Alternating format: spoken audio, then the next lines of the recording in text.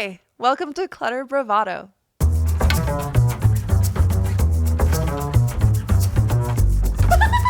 Yes, and it's the energy. It's not just about the stuff.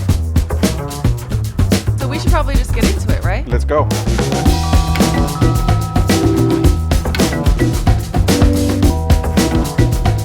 Hello. Hi, Elyse. How are you? I'm very, very, very well. Yeah? Yeah. It's a Sunday today. Today's a Sunday. Mm-hmm. Do we say it? It's also the warmest day of the summer, we're pretty in the much. middle of a heat wave. But you know what?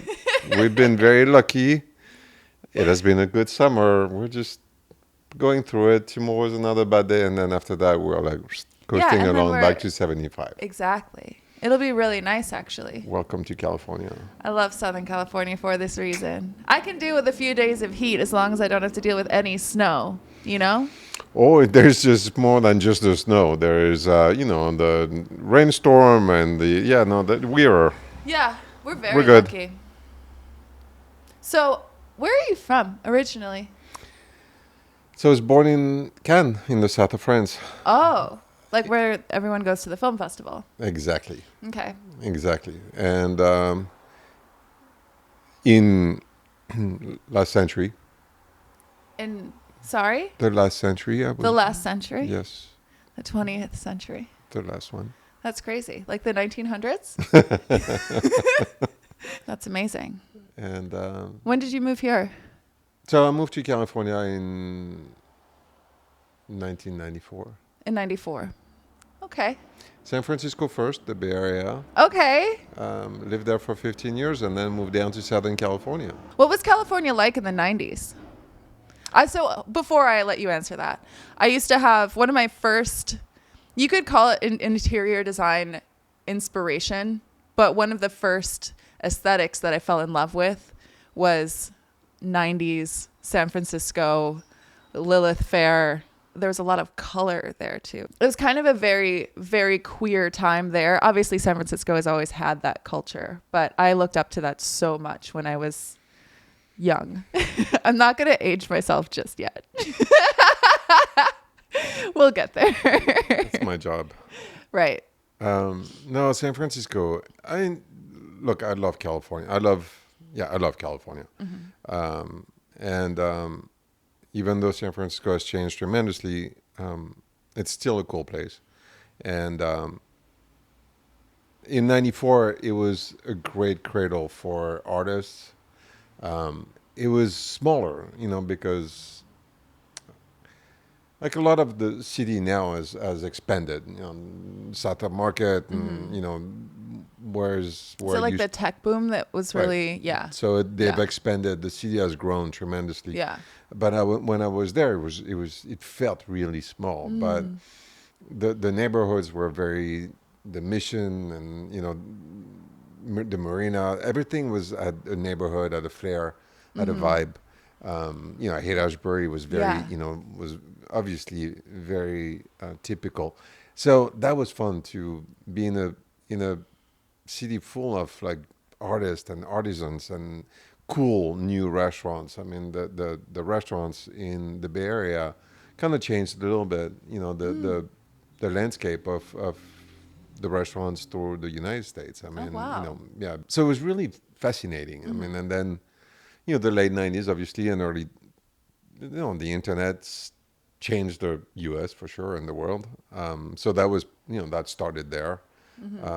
And it was what it was. I mean, I can't judge, you can't look back and judge. I don't, but it was fun. It was really fun. Oh, that's really cool. So you have been in the design industry for like 30 years. Mm-hmm. And that started off, I mean, you've told me your story, so I'm going to try to relay a little bit of it, right? Okay. So you started off in antiques dealing because your family did that. Your family had a store, an antique store. You had the experience of going to auctions and looking at these very old pieces of furniture from, what was it, the 1700s in France? 17 and 1800s, yeah. Yeah. And so you started collecting. And you were doing that when you first moved here too, correct? Yes. Yeah. So as an antiques dealer. Yes. Nice. So how did it turn into what it is today? So it's an evolution. We were very focused at the time. The trend was very much into the French 18th and 19th century. That's what we specialized in, and that trend kind of started to not be as popular. I always want to learn. I always want to grow, and I always want to learn. So I became pretty very good at 18th and 19th century, and Very good. and then wanted to learn more about 20th century, and then I got interested in American 20th century, which I found fascinating. And then my career has evolved because I discovered new pole of interest, new things to delve into, and then so we started buying more of the 20th century, be it French or American, and really being in California, it was fun. It was fun to discover designers and art and sculptures. Obviously, here it's packed with some of the sculptures that I have purchased over the years. I have a really big appreciation for art and sculptures. So especially, we should talk about this too. We are shooting this, recording this in the Kimberly Denman studio, Right. which is also your home. Right. And you just are lucky enough to live in one of the most beautiful places in Los Angeles. Yes. Yes, in the Talmadge. So now I'm just blowing up your spot. Everybody knows where you live. But you have so many sculptures here. We have one behind us right here, but there's so many throughout this entire space. It's really obvious to me how much you care about and are really intrigued by different kinds of art and sculpture, especially. Do you have a specific type of sculpture that you're more drawn to now as your taste has evolved? Truly, no. I just love quality. I mean, I'm as fascinated by the 17th century sculpture as I am by a contemporary sculpture. It's all of it. It's about quality. It's about interest. But I will fall in love with a 18th century painting or 21st century painting or a photography. I don't have limits. So it's an addictive. It's dangerous, but I'm not a collector in the sense of a specific period or a specific. I just whatever grabs me I have to have a visceral reaction to it. Yeah. After that, I'm not really attracted to a specific name. I'm not into if it's something that I love, yes, I will. But more importantly, I like the quirk. I like the interest. I like something that, and in terms of medium, you see marble, bronze, stone. I mean, I'm all over the place. Every kind. They're all over the place. And it's not anything that I've done or we've done, Kimberly and I, from a conscious decision of being like, oh, we're going to do a little bit. It's just we fall in love with things, and that's what we've collected over the years. That's gorgeous. And in terms of art, it's the same thing. I'm fascinated by artists. I think that contemporary artists are fascinating to talk to and learn from. We've already spoken to a couple people that I can't wait for the podcast to be out. And so it's and I can't wait to have a lot more of those artists on the podcast. I mean, art is just where humans can express themselves. It's just I really love it. Yeah. And it's a story of love. I love our community. I mean, I really, truly, some designer. I mean, some of these people are my family away from home, and and they mean a lot. So it's exciting. Well, that kind of goes into the other thing too, because you host some of the best parties in Los Angeles. Period. That's right. You're known for that. Okay. Especially in this place. You're known for your cocktail parties, your dinner parties. I've had the opportunity to attend both kinds, a few of them. Dinner parties, incredible, because you were a chef. I was. I have yes. Yes. Cooking is another. It's a hobby, but it's really relaxing to me. It's Yeah. also, look, the best part of it is when we have a big party. People come in and they mingle and they talk, and and then I start. And you've seen it. I start Yeah. putting food out, and suddenly there's a moment where everybody goes to the table and Yeah. starts eating, and that is love to me. I'm like that's where the night goes. I like that. I'm one of those people, by the way. When I show up to a party, the first thing that I look for is the snacks. And that's where I make friends. That's where I make enemies. Also, you make this incredible, is it chicken liver mousse? Uh-huh. You make a chicken liver mousse that I personally have witnessed like 3 grown men nearly fight each other for. And I understand why they're fighting. I like to pretend like I could take them. and you tend, But there's no actual fighting. It's just like, oh, so I see you're having more.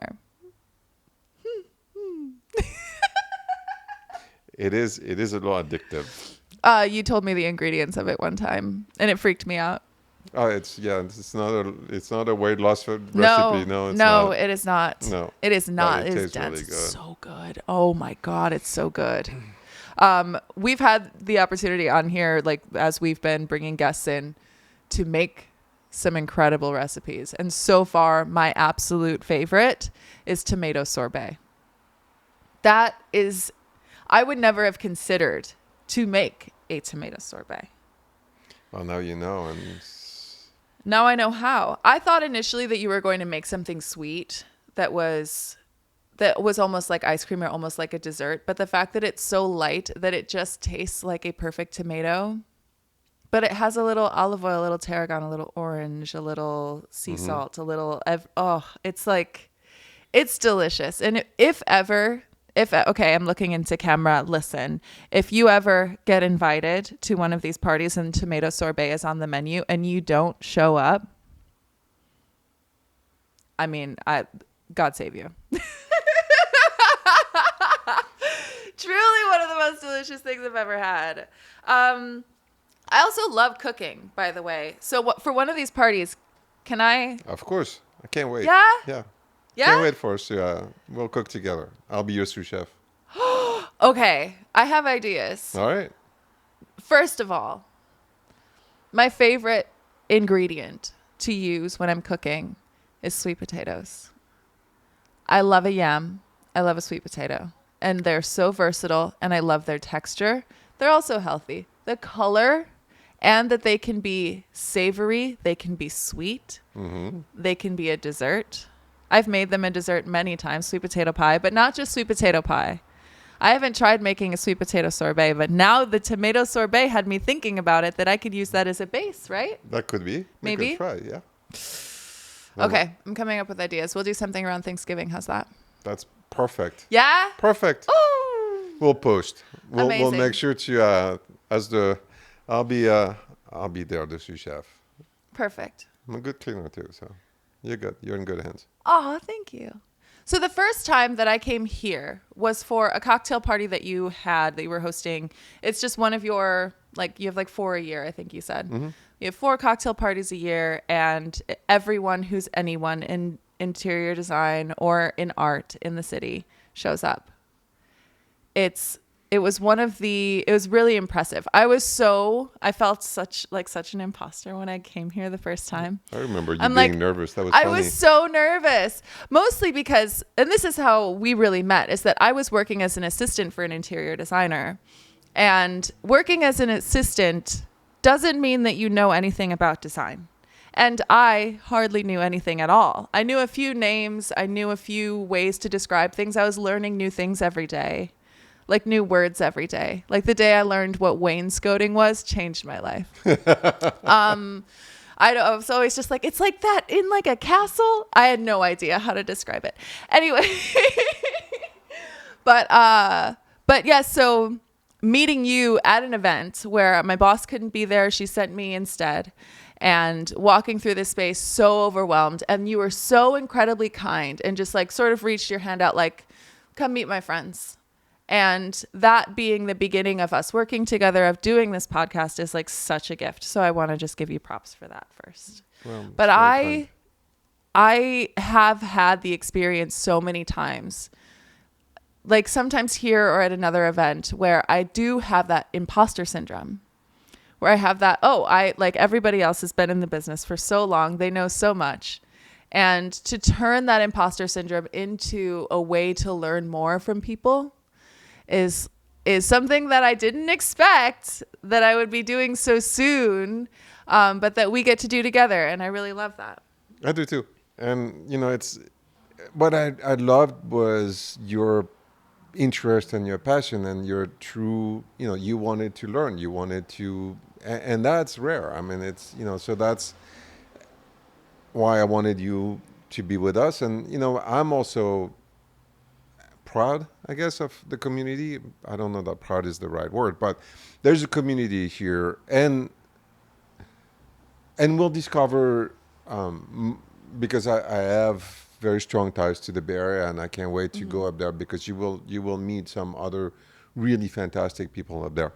But I genuinely think that the design community is so creative and so knowledgeable, and a lot of designers or artists are just expert in their and some of them.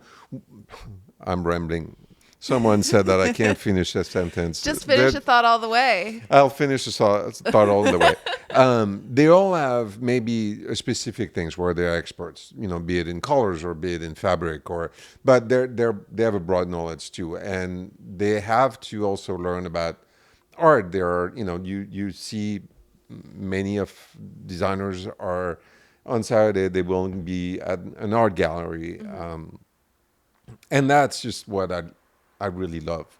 When we have dinner, they are into the food, they're into the tableware, they're into everything. They notice they are passionate about more than just design. And what I think they give to their client is a gift of helping them make a home. And a home is key. I mean, that's where we spend between the time you sleep and the time you raise your kids, and we spend so much time in a home, and designers are there to help people make them happier, or have a place where you can be happy, and that's just important. It's just, it goes beyond just the knob on the cabinet. It's an overall feel. It's design isn't just things. Right. Yeah, it's about how it makes you feel, how it makes your home feel, what the energy is like, and the flow, and how you entertain, how you and so I respect that. I love that, and having them on the podcast, and we've done a few, so you've been able to you're amazing at asking the right questions, and people have responded really well, because it makes them think. It makes them be a little bit more. We're not talking just about colors, and we're talking about personal. Yeah, and about personality. What it's like to be a designer. And I think that people are having fun with it. Yeah. I have had so many careers in my life. I got my English degree. On my way to do that, I had a million side jobs. I was working in restaurants. I was a cocktail waitress. I was a bottle service girl for a little while when I was in college. Actually, no, when I was in beauty school. We'll get to that. I hosted speed dating. I graduated from college. 9 days later, I started at beauty school. That's when I became a bottle girl, and also a bartender. And then I started working at a salon, and then I started working as an instructor at a cosmetology school. Meanwhile, also bartending, then quit bartending, put all of my focus on working at the cosmetology school. Got fired. I was 24. What was I doing teaching people who were all older than me anyway? But then to pivot into working in a different salon, like becoming, I was an esthetician and I started doing eyelash extensions and specializing in that. And also working in like a craft cocktail bar and getting to learn like the little secrets of cocktail making, sort of along the same lines of people who build for perfumes, like your base note, your middle note, your high note, like the one that's all the way up at the top. It's like building a symphony. It's the same thing with whatever you do. You're making cocktails, you're making food, you're putting makeup on someone. With anything that you do, it's all about like building and layering. And I was able to take all of those weird skills and put them together. And coming out to LA, I started, I've also, I skipped that I've been modeling since I was 19. And I got into modeling and acting. I was working in a salon for a while. And then I was, what else have I done out here? Oh, I wrote 2 books of poetry. And then I recorded an album. And then I made a one-woman show. I was an activist for a while. I became a featured writer on a website or on Medium back in 2020, where I was on the same list as Barack Obama and Roxane Gay as a featured writer for a month. That was insane. Okay. And Ta-Nehisi Coates also in the same list. Nuts. Decided to travel the world. Wanted to write another book. Changed my mind. Put out my one-woman show. Did it. Oh, yes, I know. And now you're a podcaster. And now I'm working on this podcast. I started working as an interior design assistant because I needed a job. And I said yes. And it just turned into something else that I was interested in. But you know what's crazy about all of this is that the things that I learned from being a bartender, the things I learned from being a cocktail server and a bottle service girl, it's just personality skills. It's just how to talk to somebody. It's just how to recognize what it is that they're like, whether or not they want to talk to you at all, and how to find out what they're actually looking for, what their motives are, all of that. I learned that from cocktail serving instantly. Bartending. You're building cocktails. You're doing things speedily. You're like moving quite right along, but you have to keep things in order as you do it. Mise en place, we talk about that quite a lot. In working in restaurants, you can apply that to everything in your life. As I'm organizing the editing for this podcast, I'm using those skills, putting things into folders so I know where they are, so I don't get lost later, making lists of all the things that I need to do. That's the same way that I write when I'm working on a book. That's the same way that I organize a book. This goes here, this goes here, this goes here. It always stays there so I know where it is. And it's the same thing as building a cocktail. When you want to start with your base note, you want to start with like, what is the base of this? Okay. We need something that's like warm, resonating.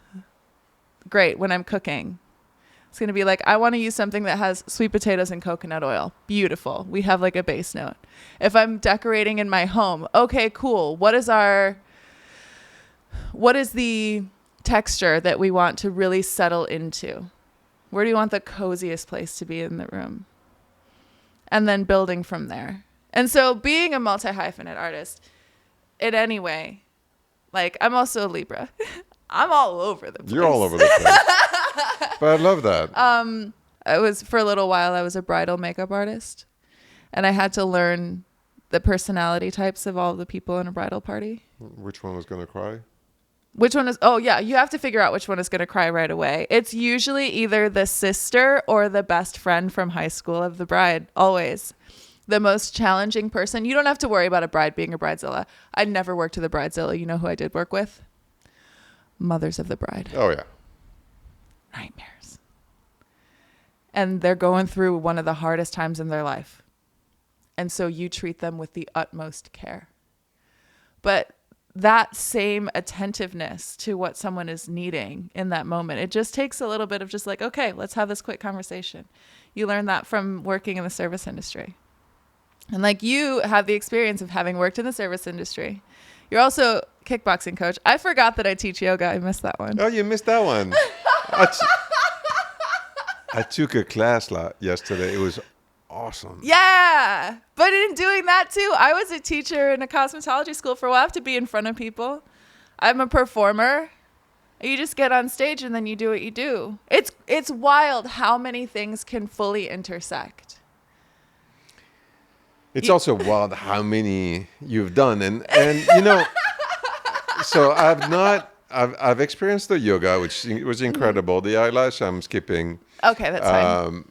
I have been to your one woman show, which I was in awe. Pickled, yeah. And can't wait for you to do it again and have all of my friends come see you, because I was moved, I was touched, I was blown away.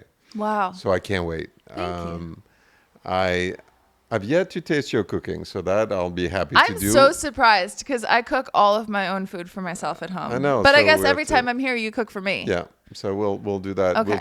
We'll switch. And also, I'm We'll- still afraid for you to like come see my house. You have Right. such a beautiful space here that if you come to my like 1-bedroom apartment, Yeah, but it's cute though. Don't get me wrong. I'm sure it's cute, but you're not the only one, and I don't. It's kind of weird because a few people are like, "Oh, you can't come to my house." And I'm like, "It's about the company. It's Yeah. not about." But you'll cook here, so I can't wait for Okay, that. that works. My And- couch is the same color, by the way. Oh, cool. Did I ever tell you that? No. Yeah, it's the same color. Oh, It's just, it's a little uglier. Well, this one is kind And of a hell of a lot cheaper. Probably. This one is Pierre Frey fabric. Another one Is of our it? favorite. Yeah.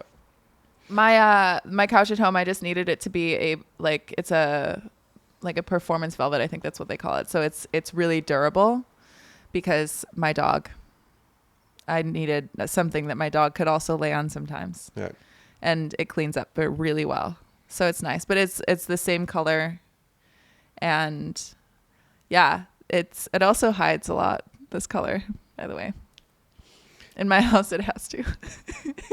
Yeah, we well, we never had dogs when we had this sofa, but they were also not on it. But love dogs. Your dogs are not allowed on your furniture. I wouldn't either. Your furniture's way too nice for that. Yeah, no, yeah, they were not. But Yeah. we had dog beds everywhere, so they were fine. Oh, really? Oh, yeah. Oh, Yeah. naturally. Did you make them out of Pierre Frey fabric? No, we No? we didn't push the envelope that far. But we had a lot of very comfy dog beds everywhere. I just got a brilliant business idea. I know, but dog beds are just hard to make too. But yeah, Are they really? yeah, they're No. not easy. Well, the good ones. Okay, that's fair. Didn't Nate Berkison Jeremiah. yes. They just came out with a Petco line. They have a hamster bed, a guinea pig, a leather guinea pig sofa. Yeah, those two are very, very creative. That's for sure. Yes. And How brilliant. fun is that? We should do that. All right, Petco. All right. Not Petco. What's their Petco. competitor? I don't know. I think that now they're Healthy Spot. Yeah. Great. Healthy Spot Healthy brand. We're here. Couches We love by pets. Clutter Bravado.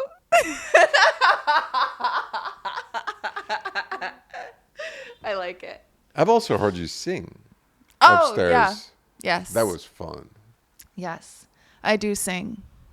And play the piano. I do sing and I play the piano. Yes. It's done in my show also, but like not in a way that I'm actually singing so you can see how I sound. It's really just to carry the story along. Right. There's screaming in the show too on the piano. But no, yes, I do play the piano and I do sing. So that was really great. It was at the end of an evening upstairs Yeah. at Arthurdism. It was fantastic. That space up there is gorgeous too. Yeah. And who was it? Was it Thomas Levin talking about his beautiful, huge piano? I'm excited. We've just got so much. We've had some really great people on this show already, and it's going to be so sick. People get to, like, we are providing not only quality content, but like an actually educational experience and like sharing talents and passions and all of that. It's so cool. Well, we're keeping it fun. Yeah. So that I like. Yes. And everybody who's been here so far. I had fun doing it. Yeah. So that was kind of, and then they had a good lunch too, which helps. Which helps. Because you're cooking all of our guests' lunch. I get to eat it. You do so much. That's all I'm here for. Yeah. Free food. Well, it's Free good. food and an education. There you go. There we go. And fun. And a good time. And I guess your company or whatever. Yeah, well, that's debatable, but Yeah. you're putting up with it, so and you're doing well. We put up with each other very well. Seems to be working, huh? Yep. I think it's pretty sick. Great. Now that we've gone through that. Now that that's out there. Now cool. that's out there. Well, we should wrap this up, but yeah. I'm glad that we're finally letting people get to know us. Who we are. Why we're here. All of it. What Clutter Bravado actually is. Yeah. Go for it. What do you got? What I got. It's just to make sure that everybody knows all those sick, talented designers, artists, and restaurateurs. Yes. Letting them know everything. The dirty little secrets. Yeah, that too. Yeah. All right. Okay, we should wrap this up. Thanks. Okay. We're done. We're done. Have a good evening. Yes.